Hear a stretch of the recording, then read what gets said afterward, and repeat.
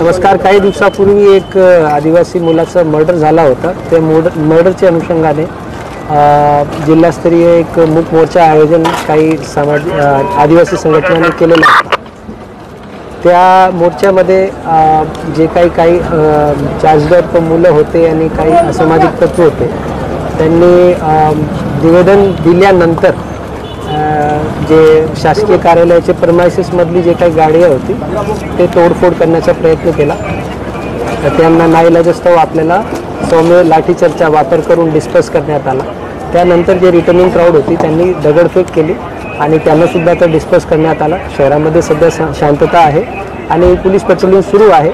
माझी सर्व नागरिकांना माझी विनंती आहे, जे काही मोर्चा होता तो मूक मोर्चा शांततेत निघावा असे आवाहन करत असताना देखील काही लोकांनी त्याच्यामध्ये चुकीची गोष्टी केल्यामुळे अशा प्रकारची परिस्थिती झाली.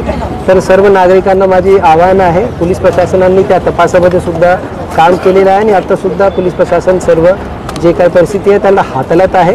कोणी अफवावर विश्वास ठेवू नये आणि कुठल्याही प्रकारची गैरकायदेशीर गोष्टी किंवा कायदा हातात घेऊ अशा प्रकारची कोणी कृती करू नये, अन्यथा त्यांच्यावर कडक कारवाई करण्यात येईल. सर, धन्यवाद. किती जखमी आहे सगळ्या घटनेमध्ये?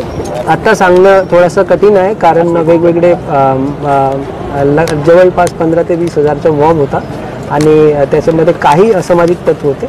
आता त्याच्यामध्ये एक स्टॉक रिव्ह्यू घेऊन आम्ही आपल्याला सांगू.